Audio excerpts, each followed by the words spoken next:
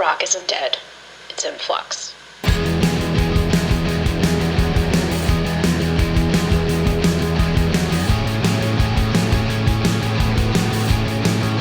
Hi, everyone. I'm Britt with Rock and Flux, and I am joined today by Sierra Swan. Sierra, thank you for being on the show today. I appreciate it.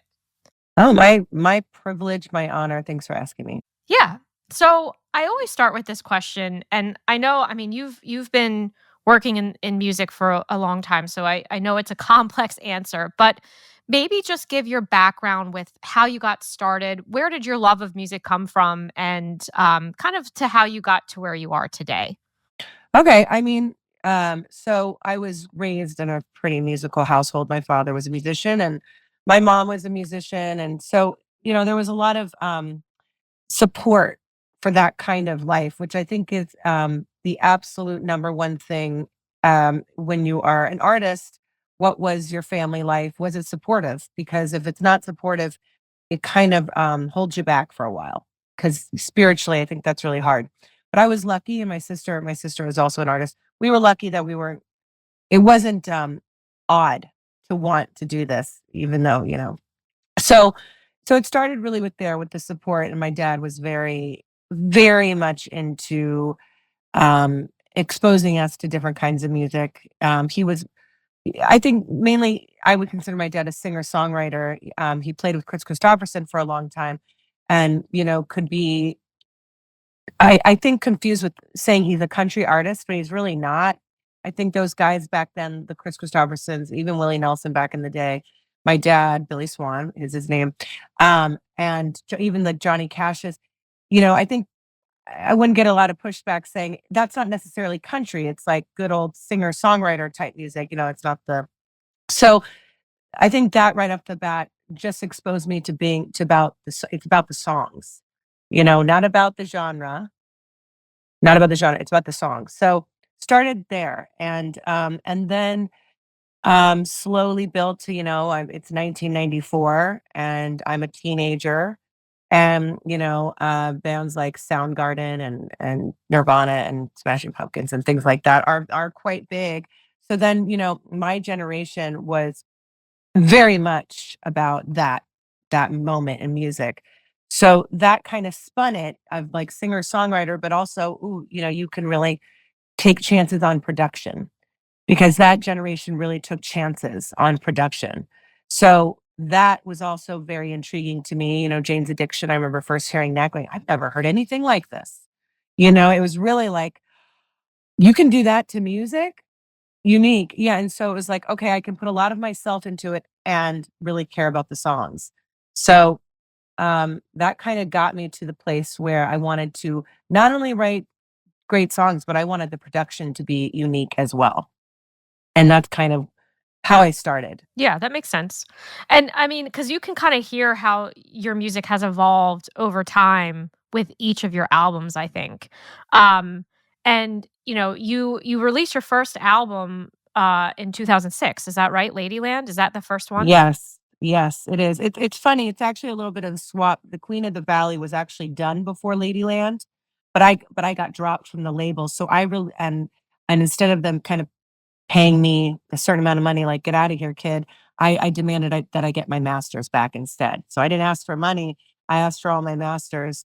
So I released that, and then I got signed to Interscope through Linda Perry, her subsidiary, which was Custard at the time, Custard Records, and and so she produced her and Bill Wittrell produced Ladyland, and then after Ladyland, after I got dropped, I I released Queen of the Valley. It's interesting that Queen of the Valley was actually before that, because listening to it, I feel like Queen of the Valley is more a little bit more pop driven, I think, and Ladyland is more like indie rock kind of feel to it. So that's really surprising. Yeah, well, I mean, at that time, I was really into, experimenting with I love all kinds of music. It's just like I really can't commit to one thing. So Queen of the Valley was about that, was about my my schizophrenia with with with music. It's like I like hip hop, but great hip hop, good hip hop. And then I love, rock or hard rock or metal. And then I also love like whimsical music. So that's kind of what that record is like complete and total like attention disorder. Well, I was actually gonna ask because it almost felt like there was a theme to that one, and I wondered if it was like a relationship theme, which I guess it could be, like it's your relationship with music even. Yeah. Yeah, that's probably the best I've heard it described. It is my relationship with music. That record really is it's to me, it's just hysterical. It's like a total. It's fun though. Like the songs are really fun on it. Which is what I think is your early 20s. It's such a complex time. You don't really know who you are. You're trying to figure it out. You're attracted to all these different things. You experiment with all kinds of things. And that's what that record really represents is me just kind of, going left, going right, going up, going down, going sideways, just not committing to any moment. And I think that was the actual problem of the record was the label was like, what the hell is this? And I was Yeah. like, I don't know, but I like it. Right. Well, and like, they look at it from such a business perspective, Yeah, like, how do we promote this person? but from a listener perspective, you don't necessarily have to have something be all one thing, and I don't think anybody listens to just one thing, you know? I don't think so either, and I think that's kind of what my point was, you can't put any particular thing in a box. People are so more in they're so much more interesting than that. Sure, I know certain people that won't listen to certain kinds of music, but there is usually some wiggle room, like, people do listen to different not all types, but different types. So, yeah, I mean, that was my perspective at that. Like, let's try and do a record that kind of really caters to people like me, that like everything.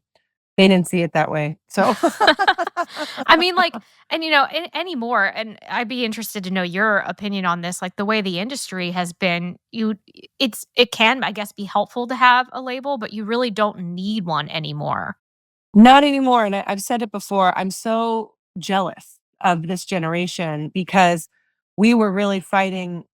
We were fighting so hard to get signed back in the day because it was just simply the only way anyone would ever hear from you. But then once you get signed, there's even stricter rules. And it's a real conundrum, I guess, if you could call it, because you're signed now, but now you're under the gun. And now you're kind of told what you're going to, what side they're going to favor and what side they want to promote. And I don't think I was ever really the most likable person that you, in that way, sense, because I was pretty strict with how I wanted to be represented. And I just, they don't have time for artists like that. I mean, I they don't wanna really do that, and I get it, I understand that. So, those kind of labels are meant for I don't think they're meant for, certain types of artists like myself who want to have all of the control.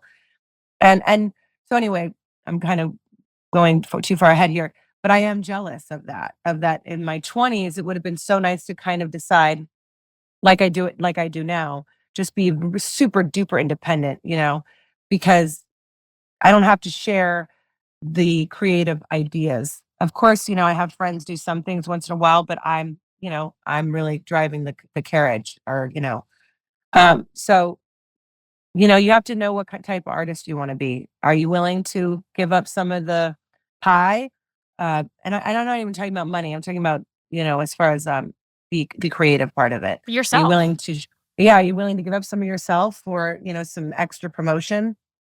Or are you working or are you willing to work harder than that and kinda do it yourself and But, even when you think about, like, their business model and the fact that, like, I think it was, like, 2% of artists that actually were signed to labels had their music released and actually, like, promoted and did well.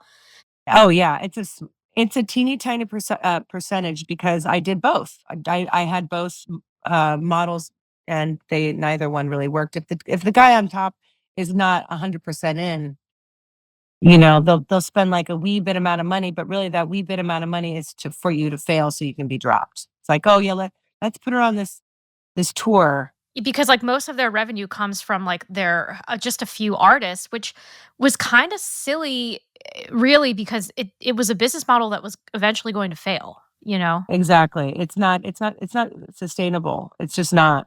And, that's why things have, like, gotten a lot smaller these days because it's just and there's not enough money to be I mean, where artists really make their money on merchandise and getting out there and touring, which also costs money.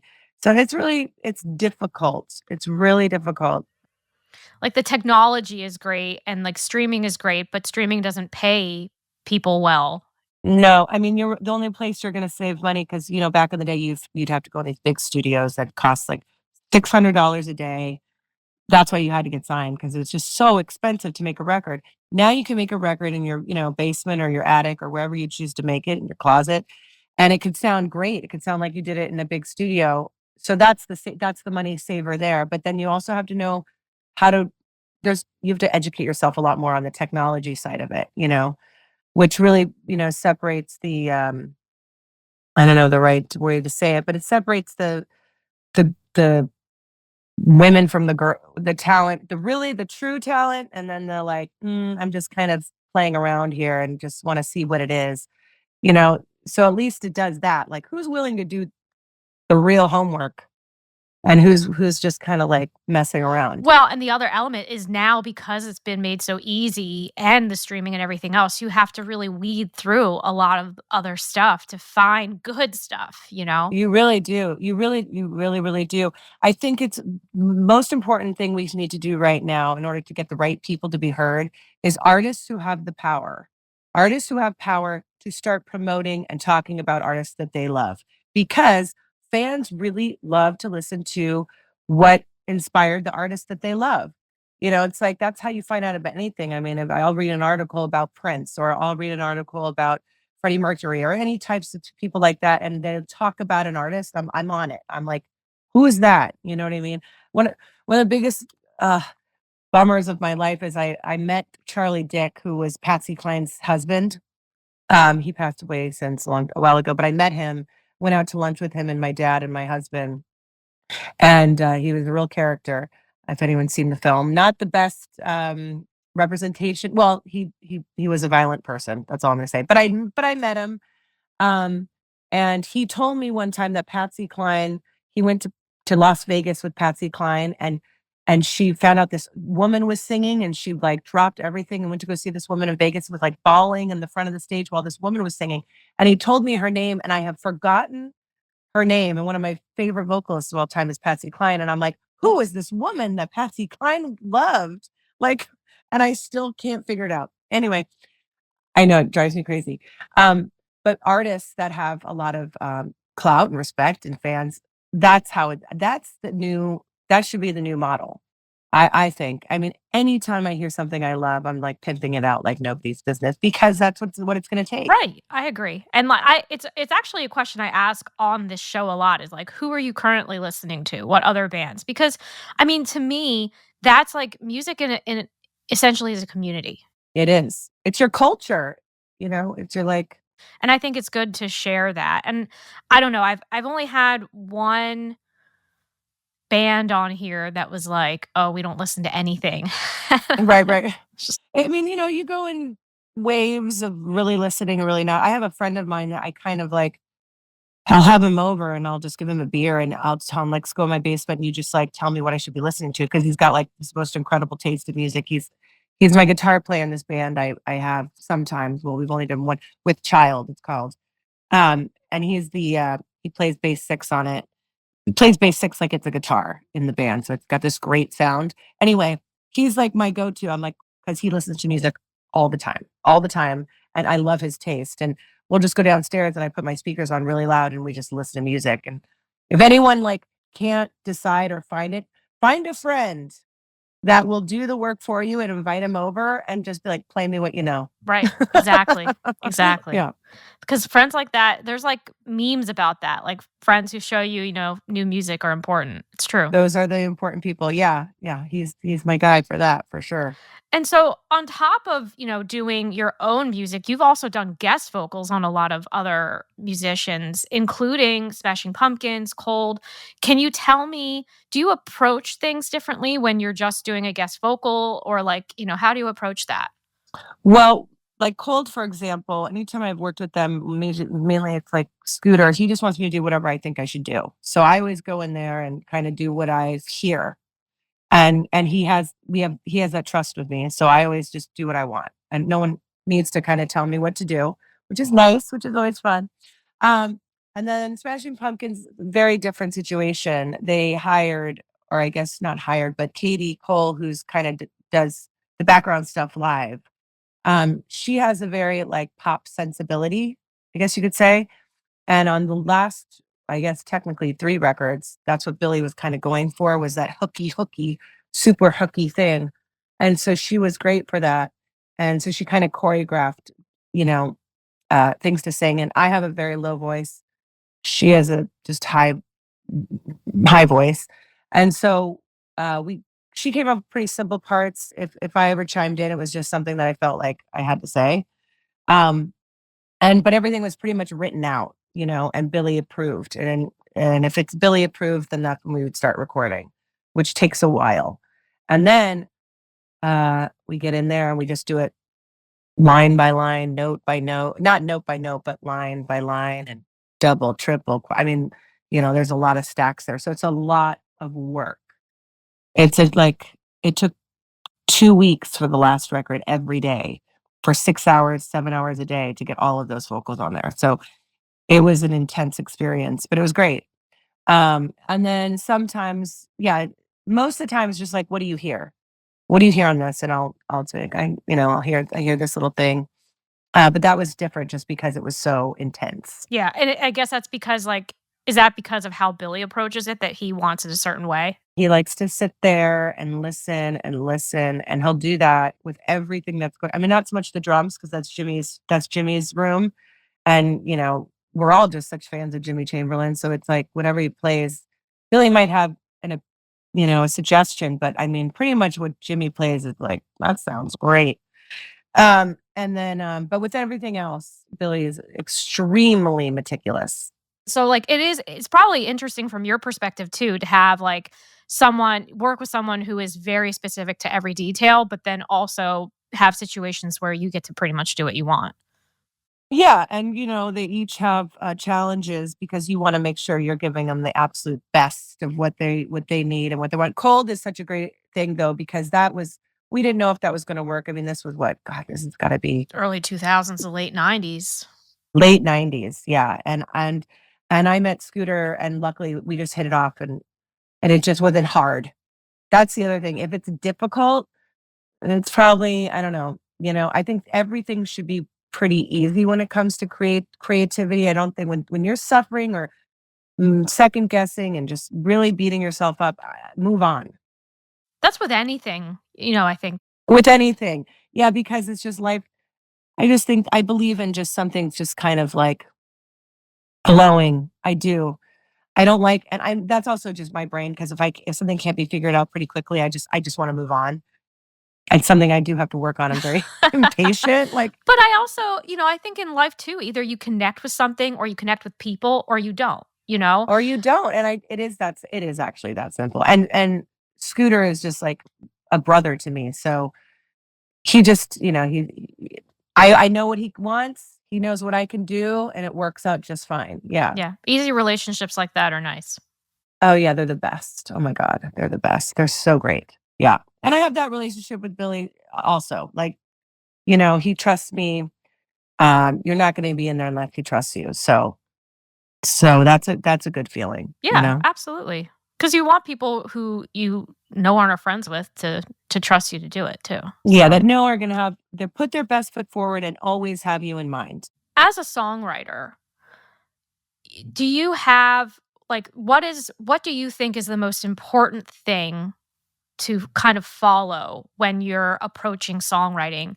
And has that been the same for you since the beginning, or has your songwriting style changed over the years? Definitely has changed. Getting older is a trick because you just become a different person altogether. You've learned so much. So when I was younger, it felt easier. Felt a lot easier because you're just going on your instinct. You trust it. You just are living your life and you're not second guessing it too much. At least I didn't. I was just like, this is the song. People are like, well, you should change the thing. I'm like, well, I'm not gonna, you know? And now I understand the idea of like just dissecting a little bit and like, well, maybe if we move this way. So it has changed. But I definitely try to always respect the instinct as much as I can. So when I was younger, it was like, this is the song. I hear this, and it would that would be that. And then slowly, as I worked with other people and learned more stuff, like when I worked with Chad Hugo from the Neptunes, I learned a lot. Like, care a little bit more. You know what I mean? Like, be a little bit more um, intentional, in a certain kind of way. So, and then, working with Billy has taught me a ton of stuff. Like, think about that part again. See if you can get a better sound. Use this amp. Change something. Like spend a little bit more time. So it has definitely changed. Although it's funny you should ask. Today, I just started writing for my new record. I was like, okay, and this record, I want to do a little bit more like, let's say I used to think about Ladyland, a little bit more organic, work with things you can really touch instead of starting with the drum machines. Cause all the other ones I started with drum machines, like a bass line, it would come from more of that spirit. And now I'm like, okay, we got to touch a piano. We have to play a guitar. We have to, like tomorrow, my big day tomorrow is I'm going to get some new pedals, you know, get some new inspiration for the writing aspect. So it's kind of, I knew, when you get into uh, working with the machines, which I definitely have in the past 6 years, you have to also walk away from it. So I feel like it's time for me to walk away and start touching real instruments again. So I'm like really intimidated because I haven't touched my guitar in a long time, except for to go over old songs. But I was touching it like to start a new one, and it was intimidating. I was like, oh, this is why I need to come back here because I forgot how to play. But you'll get it back as you get. You will, yeah. That's why I was like, exactly. I like I fixed up my Fender Telecaster so it's nice and ready. And tomorrow I'll go get some pedals that'll help inspire some stuff. But it's like the rule is, because I actually do need rules. Don't touch a drum machine unless you absolutely feel like you have to. But stay in the living room with your amp, your guitar, and your piano, and a piece of paper and a pen. No more people allowed, or no more energy allowed. So that's kind of what I'm doing now, just because, like I said before, you kind of need to like, I've been in this room long enough. I need to walk out for a while. You know what I mean? Yeah. Did you start using drum machines because just ease of use? It was simpler because by yourself to do it that way, or just to try them? At the time, I felt like a lot of music was lacking a particular thing that drum machines really offer. And working with people like Chad Hugo, if you're not familiar, he's one of the producers with Pharrell Williams of the Neptunes, and yeah. So the man is a machine. Okay, he literally is a They've done some machine, great and what stuff. I mean, incredible. And so at that time, being a singer-songwriter, I was like, it'd be really cool to work with this person to incorporate these things, which we did. And I think we did a great job. It started with this song called Sex is Keeping Us Together. And I remember hearing that and be like, yeah, that's exactly what I want to And do that now. And that so, was on Queen of the Valley, that song, right? Queen of the Valley. Yep, yep. And so, and then after that, I did Girl Who Cried Wolf, which was kind of more it was kind of like Ladyland, and then maybe a little bit, maybe there were some moments of you know, some kind of, can't remember. That one's pretty organic, I think actually. so, yeah. Yeah, it's pretty organic. So that was kind of, but I was like hanging out with, I was living with my friend Karina Round at the time, who was working on her record as well. And we both really rubbed off, in a good way, off each other. Because we were kind of really attracted to more avant-garde guitar parts, more avant-garde vibes in general. And she was doing, it's right after The Girl and the Ghoster. She was doing what the hell is it called, Sierra? Jesus Christ, I'm a bad friend. Um, I don't know why I'm blanking. But she was working on, I think, an EP at the time, and had Everything a Reason on it and all these fantastic songs. And I was working on Girl Who Cried Wolf. So we kind of like, that was a really nice time. Bounced off each other. Bounced off each other. And then after that was Good Soldier, which was really inspired by Billy's just presence. Like I went to Chicago to do it at his studio, and he was working on something in the next room, and I was working on Good Soldier. And at the end of the day, he would come and just listen to what I did, and then provide some thoughts.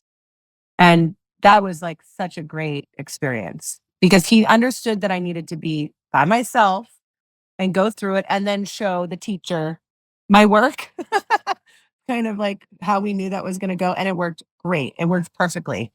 And then I walked away from it and he like overdubbed some cool stuff and like that was the record. It was great. So yeah, they all have different kind of ways of happening, you know. Which I guess it would like you can't just do things always the same. And also like you always want to kind of challenge yourself, I think, too, which is your approach too. So Yeah, yeah. In order to, David Bowie said it perfectly. As soon as you're freaked out about something, do it. If something is making you sweat and just making you uncomfortable, you've got to do it. It's just like it's just a good way of knowing what the next step is. yeah. And I mean, like, that actually kind of brings me to a question that I had too. Like, for the amount of music you've put out there and as long as you've been doing this and even like with your guest vocals and things like that, like has there ever been like a wow moment like that you just step back and you're like, I can't believe that I've, accomplished this? I think so. I mean, there's like different wow moments for sure. I mean, I remember when I did the Cold song, I was shocked that it sounded as good as it did, and that they picked it as a single. That was a big one too. Yeah, so I was like, "Oh my god, that part that I came up with actually, you know, people liked it." Well, it wouldn't It's be the like you never same. know. Honestly, without your part of it, that song would not be the same. And when it was so that was a wow moment, like, okay, to trust myself, you know. Um, definitely, writing the writing of Ladyland, I really like, um, just was like just that those songs were, like, just completely happening one after another, like, I couldn't believe how fast I could write at that time. It's so nice when that happens. It really hasn't happened since, like, just boom, boom, and I liked all the you know what I mean? It was just that I Came was together really easily. came together really easily, and so that was another one. And then, also, Even the small simple things can sometimes be like, "Oh, wow," you know? like, "Oh, shoot, yeah, that was easier than I thought it was, and I like it," and, like, yeah.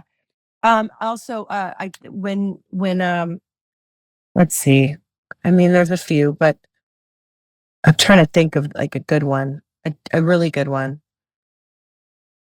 I guess you can say when, because I can't say exactly who produced it, although people can figure it out.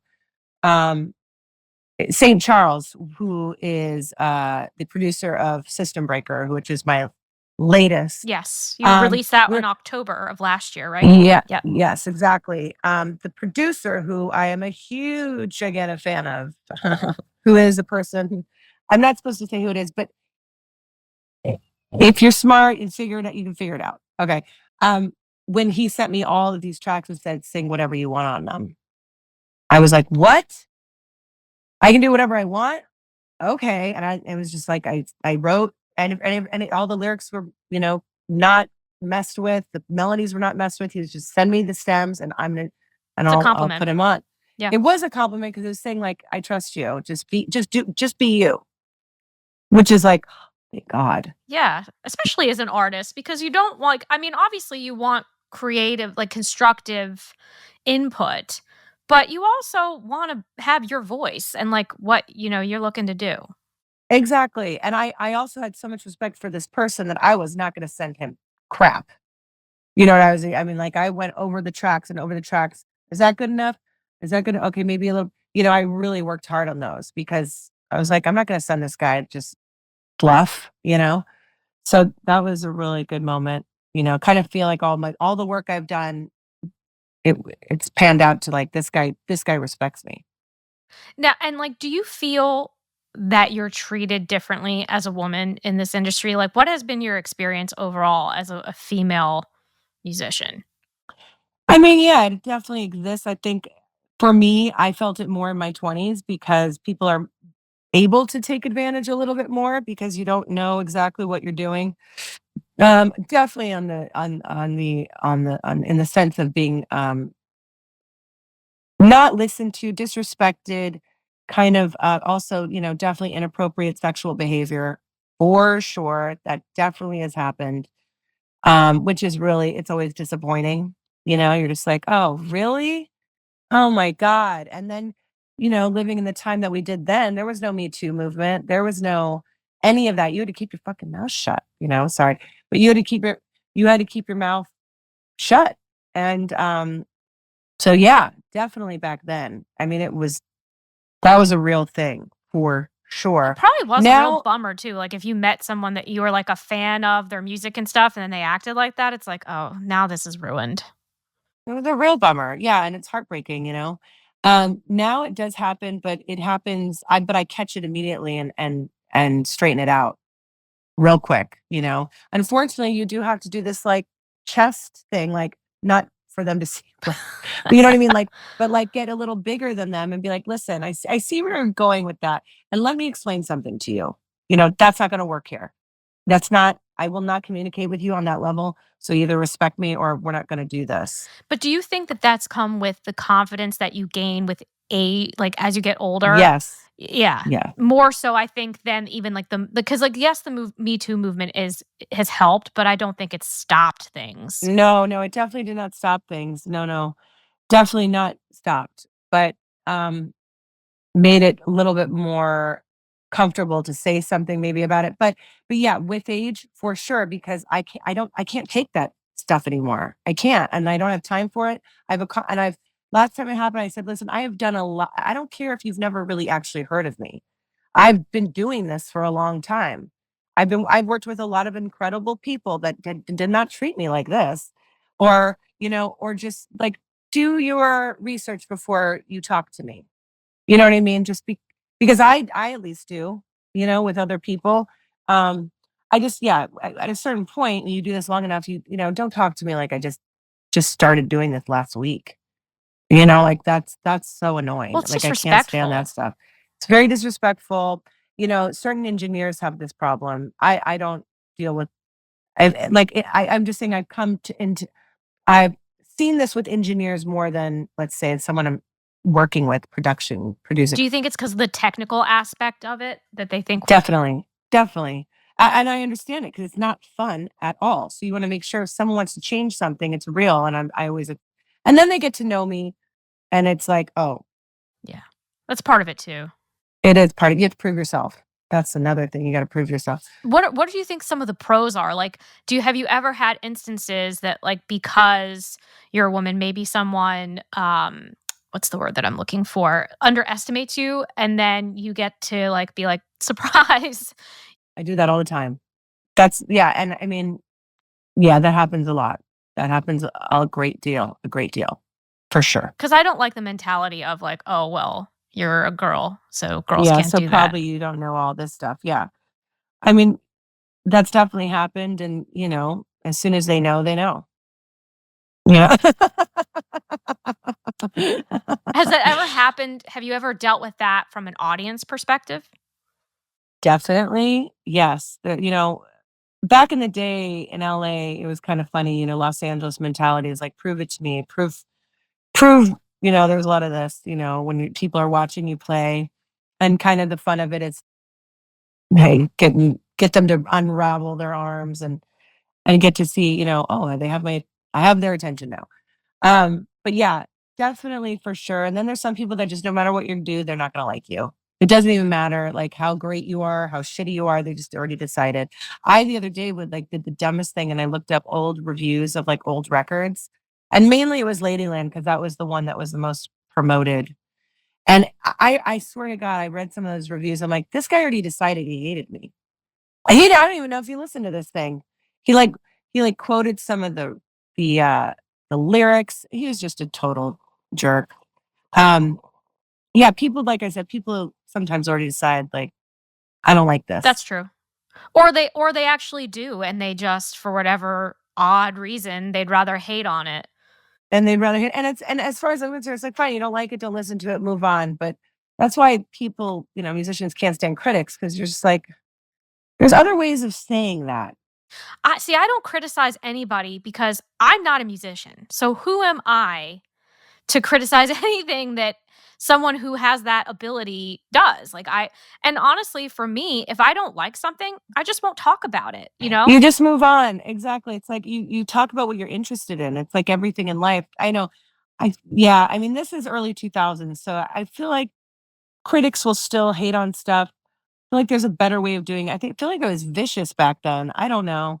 I might be wrong. It might still be vicious, but I just think people have gotten, I mean, not that it doesn't happen because it definitely still does, but I think to some degree people are more aware of like, yes, I'm behind a computer, but does it mean that I need to go like be hateful on the internet? Probably I not, know. you know? I feel like it's been going on long enough. People like are over that kind of stuff. Like really, Well, so because I mean, really, why are you going to go take the time? to be shitty. Yeah. It's like, does that make I you know. feel good? I don't get it. I Okay. know. I know. It's weird. It's odd. Yeah. Who knows? Who Um, knows? but so if you had to give anyone advice that is maybe just starting in trying to write music and record, what is the best advice you've either gotten that you would want to share or that you could give from your experiences? Um, I think just jump into the complete and total fear of it all because it is scary to start being to start anything is scary and intimidating, and just one step at a time. Don't think 100 steps like, oh, I want a video that looks like this. You got to write the song first, and then you have to like make sure the song sounds good on like just an acoustic guitar, and then you got to produce it. I think a lot, like, depending on where you're at in your artistry, if you're just starting, try and stay away from the technology for a minute. That would be my my advice. I know it's easy, it makes it easy, but try and learn an instrument. Just start with one, guitar or piano or whatever you want to do. Play around with an instrument first and try and really just devote real time to the instrument and you, your relationship with the instrument. Um, and just be patient. And because that'll tell you if you really want to do it. If you do it the hard way, which is taking your time, learning an instrument, writing lyrics out, get rid of your phone and get rid of anything technical. Just start on paper, pen, and an instrument, and a tape recorder. Right. Because that puts the heart in it. It puts the heart, it puts the intention. The intention is right there. You can't really hide. So that would be my advice. I think that's good advice. You're the first person to say that too. Because I think now people are so focused on the tech part of it. The And tech just, side. And yeah. yeah, you gotta leave it in the other room for a while. I think that is very good advice, and I think it's a good mindset to have, honestly. Yeah. Thank you. So, final question, and I ask everybody this, and I've gotten mixed answers on it, but, there's this whole saying, like, "Rock is dead." And for me, rock is not it's more than just a genre Yeah. or a term, right? And I don't think that it is. I think it's in flux, which is the name of the show. So, what are your thoughts on that phrase and the thought? I think you're totally right. I totally agree with you on that. I think it is in flux. I think rock is never going to die. It's too much of a guttural like need. So it's not going to go anywhere. It's just going to be it's going to take breaks. It's going to take breaks. It's taken a long break. It needs to come back in a young energy in some way. I'm still waiting. Maybe there's something out there I don't know. But I think it's there's also, we got lucky again in the 90s. We had a movement. We had a real movement. It was like not just one or two or three or four bands. It was just like a bunch of bands that were doing this thing and we were all about it. And we're just like, I need to go to this show. And we always went to shows. It was just this great. And I'm sure it's like that now. I'm just not aware of it because I'm older. But um, I do not think it's dead. I think it takes breaks. And I think one thing that's just missing is a movement, a bunch of people the same age that are just, that it's like a surge of some kind. I mean, God, pedals have gotten better. Uh, instruments. I mean, vintage is still where it's at, but there's no excuse why it shouldn't come back soon. You would Because I think. feel you would think, and I feel like a lot of the people that have been doing it forever are just kind of keeping it afloat. It's like whether it's like in bands like Smashing Pumpkins or Like a lot of or legacy like acts. a lot of legacy acts are still get to still do it because no one is doing it.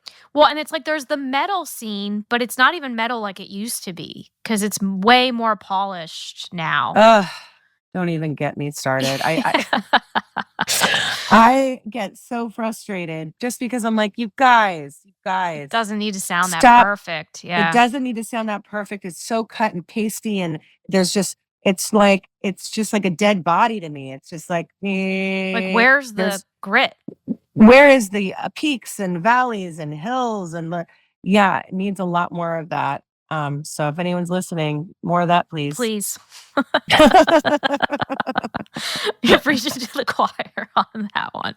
Yes, please. I mean, I've seen more dynamics. I know. Like and sometimes it's like I've noticed copies like Youngblood. I don't know if you've listened to him at all. He's like a younger guy and he's sampled some stuff, but I mean, I'm glad like that's a little something for the kids, but it's still got to have a little more edge, A little bit more edge and a little bit less self-awareness. Don't try to be cool. Just be cool, man. Exactly. Yeah, Yeah, I completely agree. Well, thank you, Sierra, for being on the show. You're welcome. This is fun. It's like free therapy. Well, that's kind of nice. I've never gotten told that yet. Yeah, I don't talk about music all the time unless someone asks me, so I love it. Well, I appreciate you coming on the show. Do you have anything else? I know you're starting to work on your new album. Anything else you would want listeners to know before we finish?